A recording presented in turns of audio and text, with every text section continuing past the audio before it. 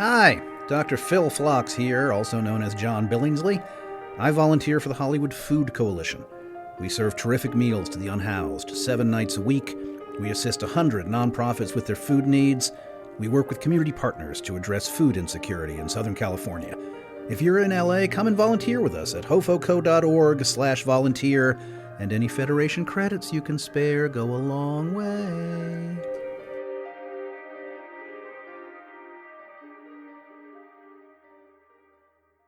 The Trek Geeks Podcast Network is proud to have Fansets as its presenting sponsor. Fansets is the place for amazing pin collectibles, with over 400 officially licensed Star Trek pins and new releases every month. Stay tuned for a special discount code good on your next order at fansets.com, just for Discovering Trek listeners. Fansets. Our pins have character. Political dealings, much-needed counseling, and a shocking farewell. Season 4 of Star Trek Discovery continues to boldly go this week as Saru and Burnham play political football while Tilly takes command of an away mission full of cadets. What could go wrong? Set a course for the 32nd century, everyone. My name is Dan Davidson, and we are Discovering Trek Discovery.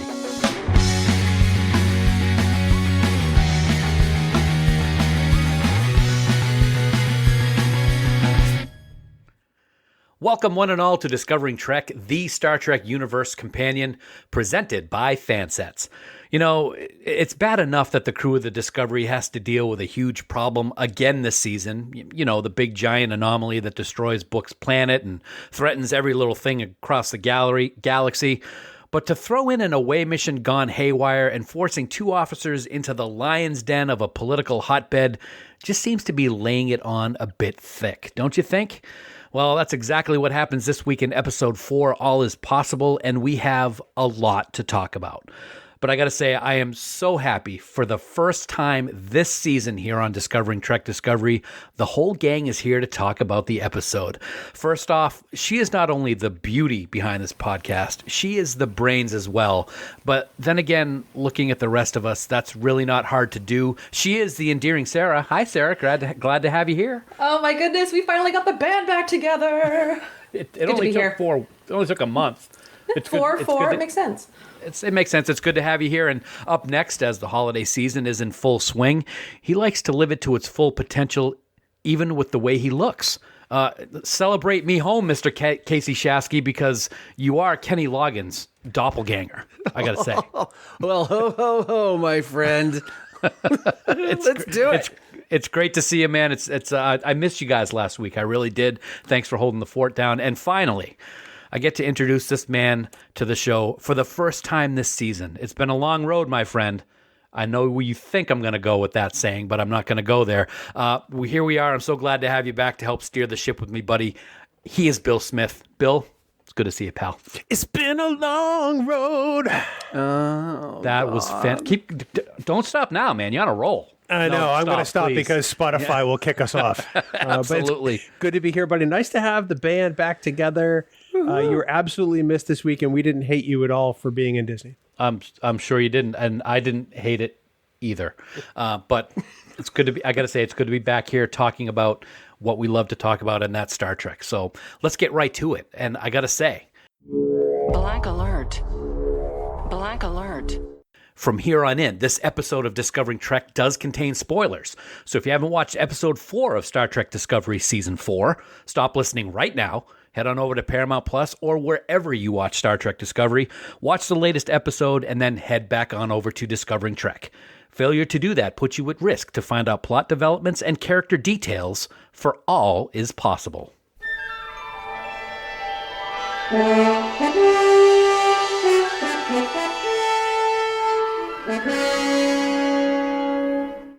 Episode 404 of Star Trek Discovery, All Is Possible, is written by Alan McElroy and Eric J. Robbins and directed by John Ottman.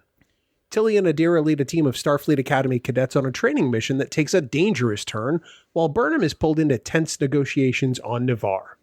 Originally released December 9th, 2021, it is the 4th episode of Star Trek Discovery's 4th season. So guys, as we gather in the briefing room to start a discussion as we do every week, let's get your high-level thoughts. Was it a thumbs up or a thumbs down? and why? And Sarah, as always, we're going to start with the best of the best. So what do you have? Oh my gosh, you're too nice, Dan. You can't go away again. This is great. I am going to give it barely a thumbs up. I liked this episode. I thought it was fun, and it kind of reminded me of an old TNG episode, the kind of episodes I really like. I just didn't like the ending with Tilly. I'm worried. I think we'll have a little bit to talk about that later on. And Bill, what do you got, bud? I went back and forth on this for a while. This one just barely is a thumbs down for me. It was a really thin line. I could very easily have been a thumbs up, but I came down this way. We have only 13 episodes a season with Star Trek Discovery, and I feel like this episode, while it tells a decent enough story, doesn't really advance the plot regarding the DMA. And that's really why I came down on the edge of the thumbs down, and again, just barely. No, I agree with you there, man. I actually gave this a thumbs down too. I think this is our first thumbs down for me this season, and I think for you, I didn't listen to the podcast yet for last week. So real nice. You voted for. Sorry, I was on Avatar and stuff like that, but I actually gave this a thumbs down as well. I know there could easily be extenuating circumstances for Mary's departure, but having her leave the show really killed it for me this episode. And I gotta say, how many Star Trek episodes have we seen with the shuttle that crashes on a planet trope? I mean, it just happens all the time. So that didn't help. And I really found that a little bit too bad, because the Navarre stuff for me, I found quite fascinating. Kasey? Oh, God. How do you follow that up? I mean, I'm not sure, but it goes right into my review of this. I gave it a thumbs sideways. yeah, I get it. It's like the constant threat. Okay, the anomaly going on and trying to stay focused and present with characters without crumbling. That part hit home, but I'm angry Tilly is gone. And like you said, Dan, that just roasted this episode for me. Yeah. I know that we're going to get into deep discussion about everything that happened with Tilly as we go on, but yeah, I think that's what everybody's going to be talking about this week, and I don't want to downplay it, because it's a huge part of not only this episode in the season, but of the entire show. There was other things that took place in this episode that I thought were really good, but I think it's all going to be shadowed by what happened with Tilly. So let's get right into it. And Sarah, I'm going to start with you, like I did a moment ago with your thumbs up or thumbs down. What were some of the key points in this episode that really stuck out for you, and why? The thing that stuck out for me was obviously the Tilly storyline, but it's funny that you said, like, oh, here we go, another crashed shuttlecraft on a planet. We've seen it before, but I thought this was a really interesting way of doing it, because I loved the fact that the cadets were kind of running amok and they were a bit of a hot mess. I mean, there's no expectation that Starfleet Academy is going to have the best of the best. What is that anymore? Nobody really knows what Starfleet Academy is right now. They don't have a lot of trust, and so they're kind of just taking a chance and going. So the fact that the cadets were a little bit of a rough crew, I liked that, and I thought it was exactly what Tilly needed for that scenario to give her a bit of an eye-opener. So I found it exhilarating. I was nervous the whole time watching it, and I found it somewhat humorous, so that was where I enjoyed that. But my concern that stood out for me on the side of the episode was the fact that, like, where is everybody? Where's Jet? Where's, Linus? Where's Detmer? Where's Reese? There's so many great characters that we have barely seen, if at all, this season. And I'm just concerned that this big, giant cast of fantastic actors might almost be too many. No, that's a really good point. We've only seen, bits and pieces of some of these characters. I remember back in season 2 when Pike made a point to go to each and every bridge officer and point out their name, and I thought that was important for these characters. We've seen some of the bridge crew, but not nearly as much as I would like. And who doesn't not like to see Linus? We have to see more Linus on Star Trek Discovery, I think. Thank you. I liked your point, Sarah, in regards to the shuttle. Yes, it was kind of a tropey thing that a shuttlecraft does crash, but I love the headbutting that was going on between the cadets. I love the makeup of the different races that we've seen and the evolving that they have had into the 32nd century. But I got to say, Bill, 32nd century Starfleet shuttlecraft are really kind of boring. There's nothing in there. It's a big open room. Well, it really is. And I understand the whole thing of programmable matter, but I mean, I want my chair to be a chair all the time. I get that this episode is supposed to be a bit of an homage to the Galileo 7. Yes. In spirit, in tone, and exactly what happens. Totally understand. And I get where Sarah's coming from with, these are our Starfleet Academy cadets. This is who we have. They may not necessarily be the best of the best, but I kind of still think that they should be past things like this. Yeah. In the same way that the officers in the Galileo 7 in the original series should have been past questioning a superior officer. I feel like these cadets should have it a little more put together if they're going to be in Starfleet. I definitely agree. It was good to see that headbutting, but at the same time, it was, I don't know. I don't really know how to describe it, but Sarah's getting ready to butt heads with me. I know I think she really is. Good. Go ahead. Do it. All I'm going to say is that Barclay had to come from somewhere. There's got to be a few of these people hanging around that show up later on a starship. Somehow they passed. I'm just saying. Somehow. Well, yeah, because we're not with the getting the best of the best. The Academy, they're just starting over. Yeah, it's reopening. Yeah. So you're getting people who are taking a big chance and like, well, maybe I got nothing better to do with where I'm at, so I'll try this. Well, in which case, it's probably a little too early for them to be on this type of mission. Yeah. It's not like they're going on vacation on Qui-Gon, right? Oh. Wow, too wow, soon. too soon? Too soon. I'm sorry. No. Yeah, I'm out. I'm out. God, at least humor. Book got presents when somebody went on vacation, Dan. That's okay. 4 minutes Bill, what for else the you group got? before. I want to shift gears for a little bit because I Yes. mean there's an entire political aspect to this episode. Right. I mean, clearly this episode is about getting people together in a couple of different venues, whether it's the cadets in Tilly or the Navarians, for want of a better word, and the Federation. Can we just get Tarina and some Kelpian lovin' already? I mean, this just has to happen. I mean, even Burnham's calling it out. I mean, I might have something to say about that later. I mean, seriously, but in all seriousness, I love the bond between Saru and Tarina, and I think it's growing into something very meaningful and special. And I think that, I don't know, maybe this will be a recurring thing for Saru, and maybe his character will see an end game somewhere on Navarre. Who knows? Can I say that the chemistry between those two actors is absolutely amazing? Oh, it's fantastic. Just the eye contact is really great, and I love every scene that they're in. So yeah, I totally agree with you, man. And like you said, the political aspect of this episode was really something very interesting to watch, to see how it all went down.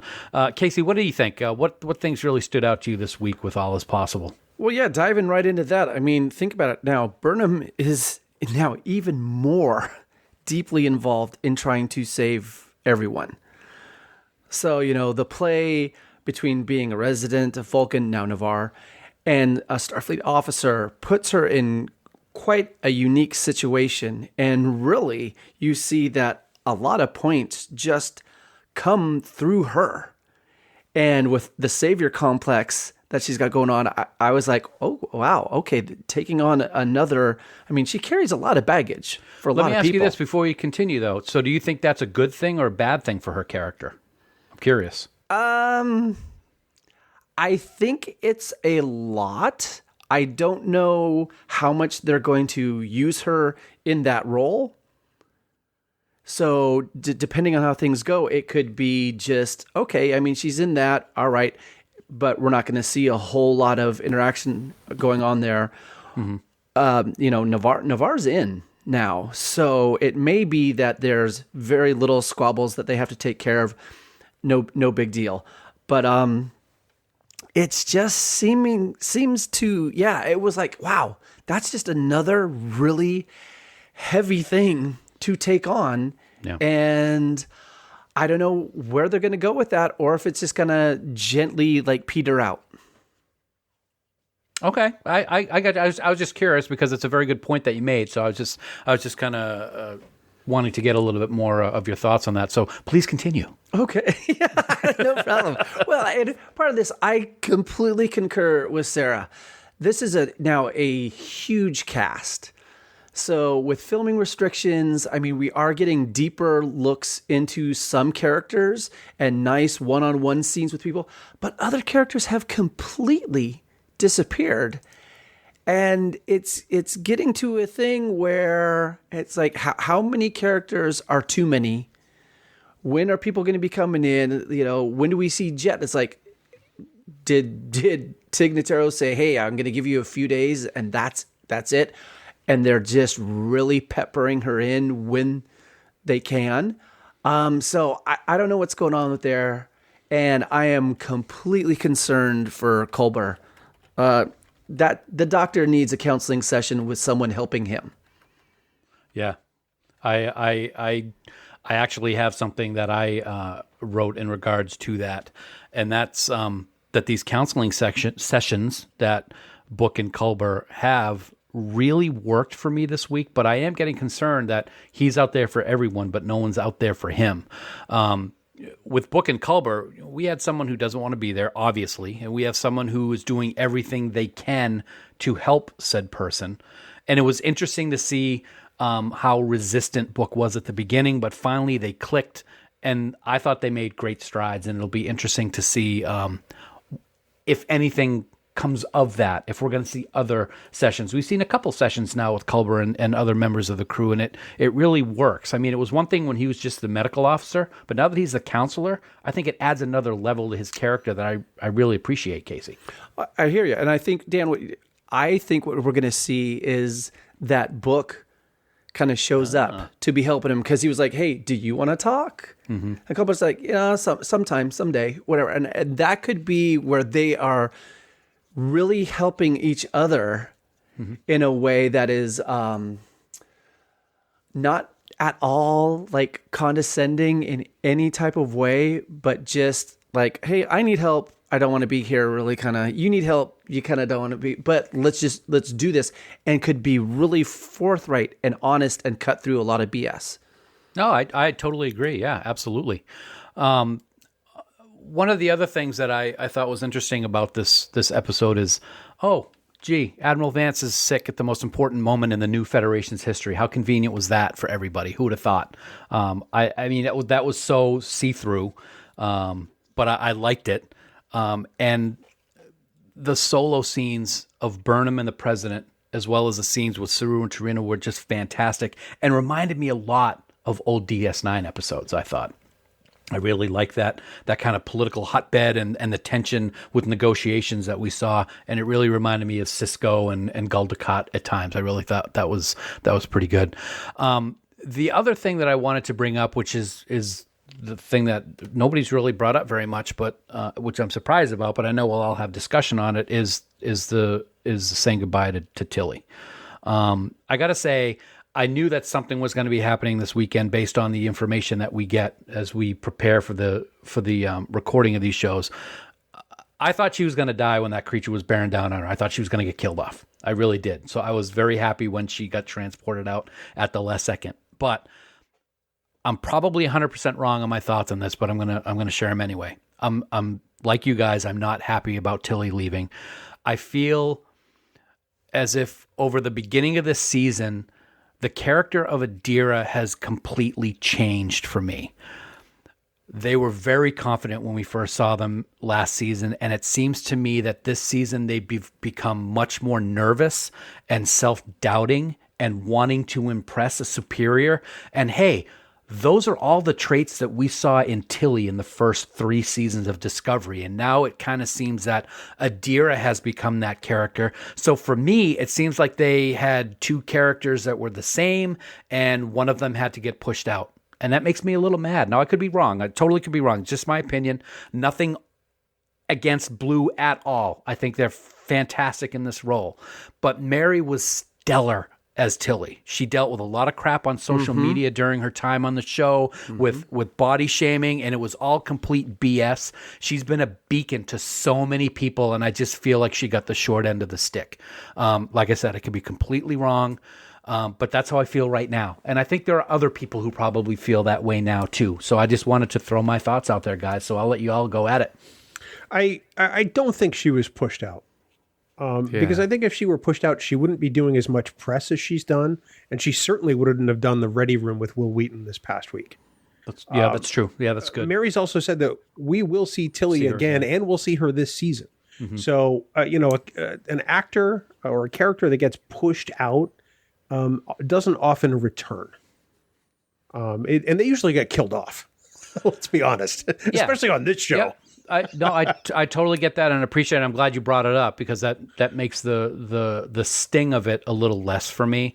It just, man, I mean, I know that I think all of us have had our comments about things we may not have loved about the way that Tilly's character was portrayed.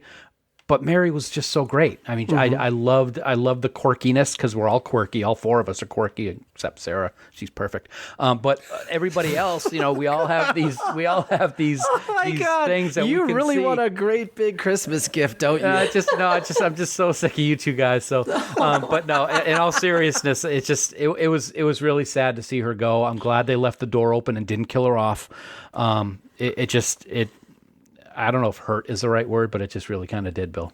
Well, Kurtzman keeps talking about a Starfleet Academy series. Yes. We don't know that isn't on the docket. We don't know that Mary isn't essentially attached because it would make sense to have somebody that the audience likes at that series. I mean, it could very conceivably take place in this time period that Discovery is in and allow for some crossover.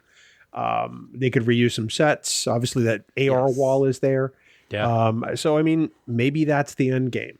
I think that the people upset about this need to do what we always tell people to do. Just sit back and wait. Because I think that all is possible. And I have to do that. How many times have I said that all is possible? Very nice. How many times have I said, like, the end of season 2? I was very disappointed that they're going to the future so they don't have to worry about canon. Yeah. And look how great season 3 was. And look how good season 4 has been so far. So I will take your advice because, as you said, Bill, all is possible. The Trek Geeks Podcast Network is proud to have Fansets as its presenting sponsor. Their love of Trek can be seen in every single Star Trek pin they produce, and with over 400 pins to select from, and new pins being added every single month, you are sure to find whatever you're looking for to add to your collection. Whether it's one of the amazing deltas from your favorite Trek series, a beloved character, or maybe even a special edition collector set, you know that Fansets pins are made with the finest quality and come with the best customer service in the industry. So head on over to fansets.com today. Check out all of their amazing pins from all the different genres they represent. Start by adding a bunch of pins, accessories, or even gift cards to your shopping cart. And at checkout, enter discount code word Discovering Trek for an amazing 10% off your entire order. That's Discovering Trek in all capital letters with no spaces for 10% off your fansets.com purchase. And don't forget, if you're in the United States and spend more than $30, you're also going to get free shipping. Fansets. Our pins have character. And we thank our friends at Fansets for being the presenting sponsor of the Trek Geeks Podcast Network. Of all the souls I have encountered in my travels, his was the most human. Well, Star Trek has always been a reflection of our times, and in this segment, as we always do, we like to take a look at what this episode helped us to discover about humanity, or perhaps even what it tells us about ourselves. So, Kasey, why don't you start us out, my friend, and get your thoughts on this week's episode? Okay, well, this episode brought out a lot for me about friendship and collegiality. This episode brought forth a lot of thinking about the friendships that we have and the collegiality that we work within. On board the Discovery, colleagues are friends, so the line is kind of really blurred between the two. I gotta say, in this episode, I was thrilled to hear the name of one of my friends and colleagues who has left us, and that's Grant Imahara. Yes. He was not only a colleague to many, but he was a friend to so many as well. So his legacy of ingenuity, graciousness, humor, brilliance, and sincerity lives on within Star Trek and each of us. And for all of us, I mean, it's, find your talents, expand and develop them to their best possible use for you and for others. Ask questions about other people. I mean, we looked at these cadets, they knew nothing about each other. It was like, where's the curiosity? And curiosity and learning go hand in hand, and that learning can continue through all of our lifetime. Discovery is down one friend and colleague at the end of this episode, but the influence of Sylvia Tilly remains and will continue to be felt by this crew. Yeah, for me, this episode was so perfect in showing why we as humans have so many problems at times. How often do people try and do things they don't want to do because of someone else's expectations? It's infuriating for me to see stories about people that seem to be successful but are never really happy because it wasn't what they wanted for their life. So kudos to Tilly for finally seeing that the career path that she was trying so hard to make had nothing to do with what she wanted, but rather what someone else thought was the best path for her. A parent always wants what's best for their child, but don't you think the best thing is to let them decide for themselves? People, live your life, live it your way, and do what's right for you. I'm going to miss Sylvia Tilly exponentially, and I look forward to seeing her again in some capacity. But if losing her character on the show is so she can pursue her dream instead of her mother's, then it's worth it. Bill? All is possible. The title of this episode is so important, not just in the framework of Discovery or even Star Trek, but here on Earth in the present day. We humans, for all our failings, have done some pretty amazing things in our collective history. We've put human beings on the moon. We've triumphed over disease. We've harnessed the atom. Yes, there's still a lot that needs to be done to make this world a better place for everyone. But the underlying theme is that it's possible. It can be done. It may take time and it may take lifetimes, but change is possible. It won't come easily, and it won't happen without copious amounts of hard work, probably some of the hardest work that humans have ever had to do, but all is possible. It may not seem like it, especially now, but it truly is. That's the optimism of Gene Roddenberry's vision, and to me, that's the optimism of today that we must have, regardless of whomever might try to take that away from us. Sarah?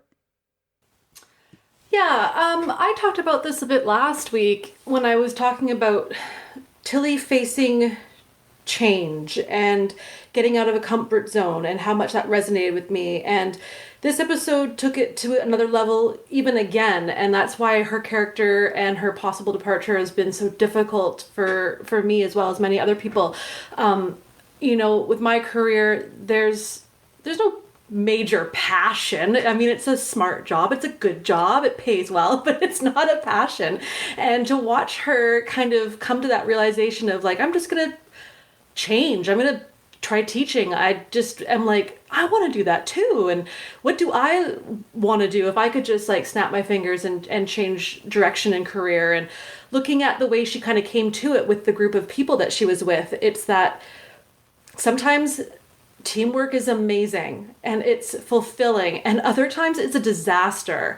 And watching this group of cadets struggle and bicker and just pout in the corner at times and challenge her to so many depths was just so fun to watch, because it is that nice reminder of like, I like both aspects of that type of teamwork. I like the frustration. I like the sociology behind why people act the way they do in various circumstances. And I like the excitement and the pride that comes with pulling together as a group, learning something about somebody else and taking that forward and being so impassioned by it that you'd want to make it something that you do every day. And that's what really stood out for me in this episode. Nice. All right, people. So who doesn't love getting awards that mean absolutely nothing? So we're going to do that right now. I do. I knew you would, Bill. It's time for Starfleet commendations. What did you pick this week as what you liked most about this episode? Bill, you get the honors, my friend. What do you got? Oh, well, thank you. I have one this week. One? Just one. And it seems only fitting because it has to go to Mary Wiseman. There's no way that she couldn't be recognized this week for her contributions, not only to Discovery, but to this franchise, and in particular, this fandom. I hope she knows and realizes how much Star Trek fans truly appreciate and love her. And I know we'll see Tilly again, but I can honestly tell you, Mary, that you'll be missed. Hear, hear. I totally agree. I gave Mary Wiseman, of course, a commendation, the top commendation this week. I have grown to love her character and love Mary as as a professional actor so much over the course of this series. I remember the first time I saw her, I think, was during Longmire. She was in a few episodes of Longmire, and it was right after Discovery started that I saw her in that. And I'm like, oh, this is great, and I just grew to appreciate what she does and her craft. So can't thank her enough for what she's done, and I do look forward to seeing her again. I hope it's a lot more than just cameos here and there, because she really was the glue for the crew, no rhyming intended. I also want to give a commendation to Doug Jones and Tara Rosling for their portrayal of Saru and the President of Navarre. And Bill, you mentioned it earlier.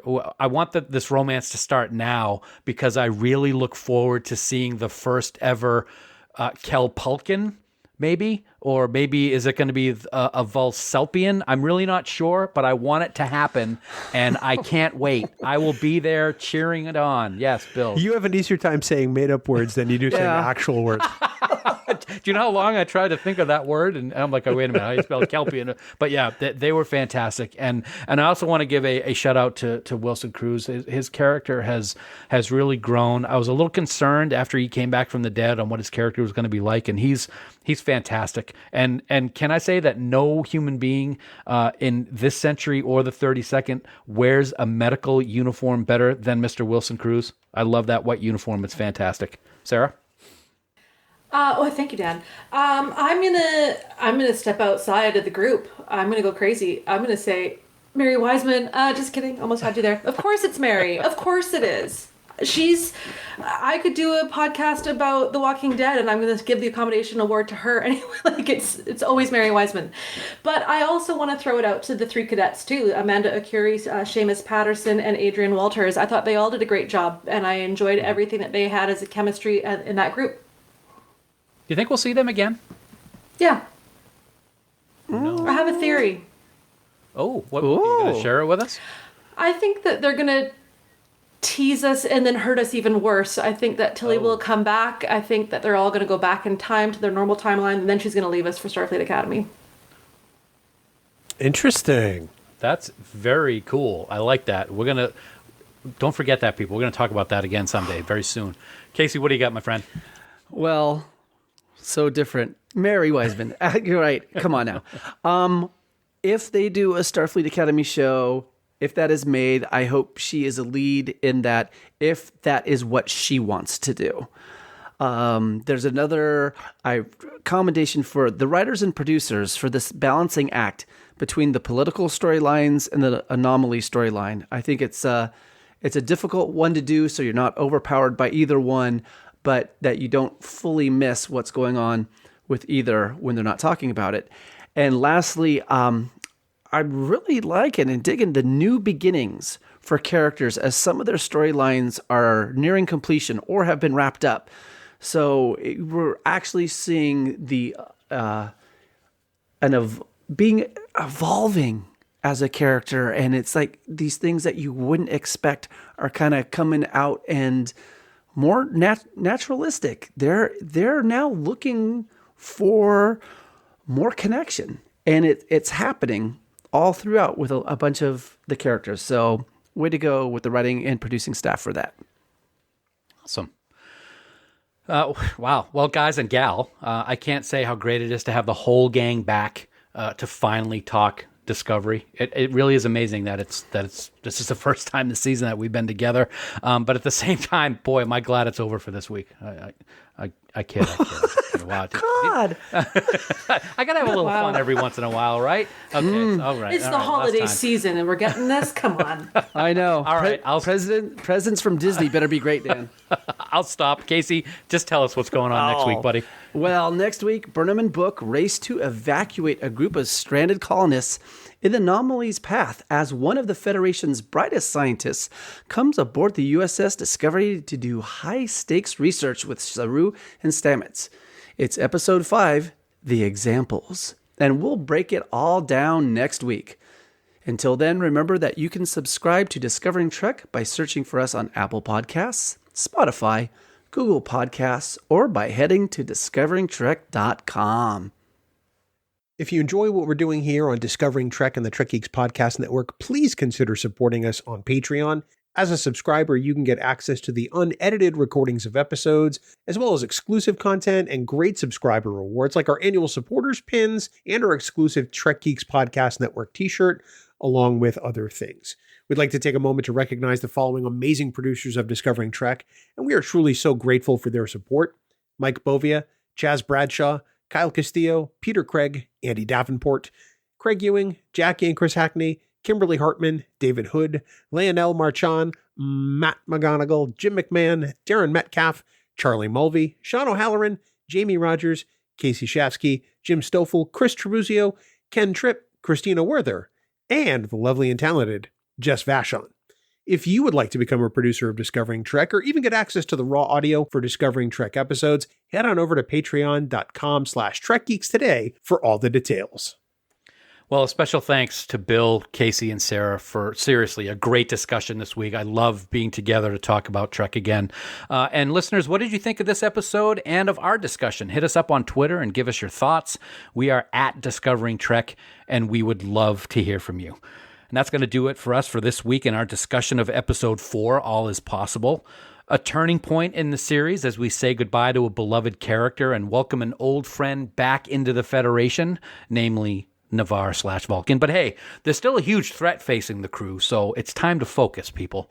As always, we want to thank you so much for taking time out of your busy schedules to listen to us talk about Star Trek Discovery each and every week. We're so glad to be back, and we wouldn't be here without your support, and we thank you so very much. As Kasey mentioned earlier, we'll be back next week to talk all about Episode 5, The Examples. Until then, here are some words of wisdom from Michael Burnham. There is a difference between enduring and thriving. So until next week, never stop discovering. Music for Discovering Trek is provided by 5 Year Mission. They're writing an original song for each episode of Star Trek. Hear more of their music at 5yearmission.net. Discovering Trek is a production of Coconut Media Works. Executive producers Bill Smith and Dan Davidson. For more great Star Trek discussion, discover the other shows of the Trek Geeks Podcast Network at trekgeeks.com or find us in Apple Podcasts, Spotify, or your favorite podcast app.